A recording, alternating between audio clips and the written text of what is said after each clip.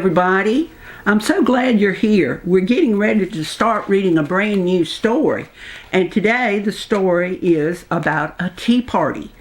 The tea party that turned into a love party. That sounds like fun, doesn't it? Bailey had been thinking about having a Valentine tea party and inviting her friends. She was going to see if Mom would help her fix real food for a tea party instead of pretend food. She thought to herself that would be way more fun. She decided that she would have pretty little sandwiches. She had watched her mom making those for her big party that she had for her women's group. I think she used something creamy, thought Bailey, but it was really good. Then she would have chips, and she wanted to have a fruit cup. She had watched Mom prepare them too, and they were really easy, they were really pretty, and she knew that she could help her mom do that. But what should we have to drink, she wondered. She knew it was a tea party, but she didn't think her friends would really like tea, so she was going to have to ask Mom about that. Mom knew everything, all about cooking and all about having a party. Then Bailey thought, what are we going to wear? We need to dress up. I'm going to make it a dress-up party. We're going to have necklaces and bracelets and hats. Grammie! What? Hey, I've been listening to your story, and I have a question. Okay. You know, I always have questions. Can I go to the tea party? I would love to go to a tea party. I've never been before. Sure, you can come. Okay, great. I will keep listening. Okay. Everybody would come, and they would be grown-ups. They're going to be grown-ups, and we're going to have a grown-up name. Just like my last name is Emerson. And so she would be Miss Bailey Emerson. That's what she was thinking. She was going to tell all her friends to use their last name and be Ms. whatever their name was, Emerson, like their last name. She might have to get her mom to take her to get some special hats for the party. Her table and chairs had only 4 chairs, so she could only invite 3 more people. And she had to think about that a little bit. Who was she going to invite? Which one of her friends would she choose? She really liked Sally. Sally had blonde, curly hair and blue eyes, and she lived only 2 doors down from her. They had always been friends, so she was going to have to invite Sally. They loved to jump rope together at school. Sally was the best jumper she had ever seen. Then there was Tara. Now, Tara had just moved to the neighborhood last year, and she moved from Georgia, and she too had beautiful curly hair, but her hair was black, and she had dark brown eyes. She could really sing, and she was even learning how to play the piano. She was taking lessons. Grammie? What, baby, what? Why can't I sing? I can't sing at all, and I can't play the piano, and why? I mean, why does God have some people sing so pretty, but I can't? God gives talents to everybody. What's a talent? That's something He gives you that you can do and other people can't do. Like I can talk to a tree and just talk, and some people are quiet, so I guess my talent is talking. Okay, Grammie, I don't guess singing lessons would help me because I just can't sing. All right, keep reading. I love it. Okay. Finally, there was Ricky. Ricky had moved to their neighborhood from Mexico. She had black hair too, like Tara, but her hair was straight. And it was really long. It was so long that her mom would braid it into one big pigtail that hung down the middle of her back. Her eyes were different, though. They were kind of a bright greenish blue, and they were just beautiful. She had such a sweet smile.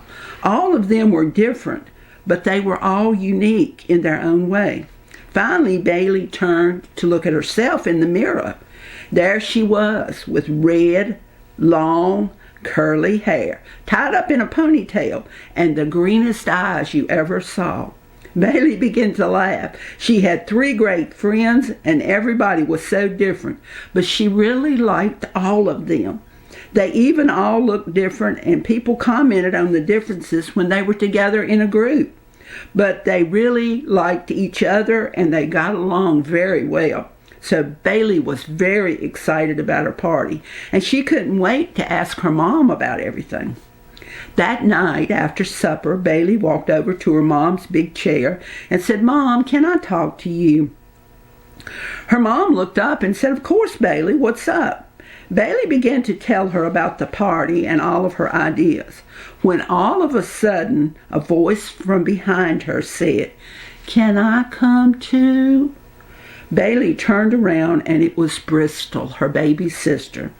Bailey looked at her mom as if to say, "Mom, can you help me with this?" Mom said softly, "Bristol, you and Bailey can have a party here any other time. Bailey wants to have a party with her friends from school." "But Mom," cried Bristol, "can't I be her friend too?" "Sure you can," said Mom, "but this is something special for her own special friends." Bristol looked with the saddest blue eyes and said, "But ain't I special?" Bailey felt so bad. She didn't want to hurt her little sister's feelings, but she really wanted her own friends to come. Then she saw it, the small tear rolling down Bristol's cheeks. So Bailey said, "Mom, can we find another chair for Bristol?" Mom was surprised but delighted that Bailey was so thoughtful, that she did not want to leave her baby sister out. What a sweet child, she thought. So Mom laughed and said, "I think we can find another chair." Then Bailey continued telling her mom about all of her plans. They had just gotten to the decorations when the door opened and in walked Maddie. She was home from her dance class. "What are y'all talking about?" she asked. She had heard bits and pieces while she hung up her jacket. Quickly, Bristol volunteered, "Bailey is having a Valentine's tea party, and she has invited me, even though I am very little, because she loves me so much." And when she said that, she looked at Bailey and smiled so big. "Wow," said Maddie. "Am I invited too? Because I know..." "Oh, Grammie." What, honey? What?" "It sounds like trouble now. How many people is Bailey going to invite to this party?" "Well, we're just going to have to wait and see." "Oh, yeah, well, that's a good idea. Okay, I'm listening." "I know you love me too," said Maddie. Bailey quickly looked at her mom and said, "How are we going to do the table and seats now?" Mom realized that Bailey was not going to leave the older sister out either. She knew they were close, but she did not realize how much they all truly loved each other. Mom smiled with tears shining in her eyes and said, "Don't worry about the table. I will make sure it works, and everybody will have a seat." Later that day, Grandma stopped by, and the girls began to tell her about the tea party that Bailey had planned and how they all were invited because she loved them. Suddenly, Bailey looked at her grandma and thought, "I love her too." And so she said, "Grandma, would you like to come over?" Grandma laughed and said, "Don't you think I'm too old to come?" "No," they all yelled together. Then Bailey looked at her mom and said, "Mom, you are going to come too, right?" Mom began to laugh and said, "I wouldn't miss it for the world." So that day the invitation list was changed, and every girl would bring her mother too, but everybody still had to dress up. "Grammie." "What, sugar?" "Can I go? Look at me, I'm dressed up. See my earrings?" "I know that. I love them. They're so cute." "Thank you. Can I go? Can I go to the tea party too?" "Sure, you gotta find a hat." "Okay, I'm gonna go look for one." "Okay." The afternoon of the party, each girl came with her mom, so they had quite a crowd gathered in the living room. Bailey stood up because she was in charge and thanked them all for coming and welcomed them all to the party. Everybody was all decked out in necklaces and bracelets, and everybody had on a hat. At the end of the party, everyone had brought valentines to exchange, even the adults. Mom added a surprise to the party. She had ordered cheesecake bites so that everybody could have dessert. Everybody loved the treat. Finally, Bailey asked her friends, Tara and Sally and Ricky, to come and sing with her before everybody went home. And they sung the little song, Jesus Loves the Little Children, all the little children of the world, all the red and yellow, black and white, they are precious in His sight. Jesus loves the little children of the world. Did you like that song? I did. Okay. All of them were indeed different, but they all knew that Jesus loved them, and they smiled at each other. They knew that they loved each other too. After all, isn't Valentine's Day a day about love? Yes, yes. I hope you enjoyed the story that we read tonight, and I hope you learned something about loving people. It's always good to show your love, and we hope you have a wonderful Valentine's Day. And remember to tell somebody that you love them, and I believe that they will tell you the same thing back.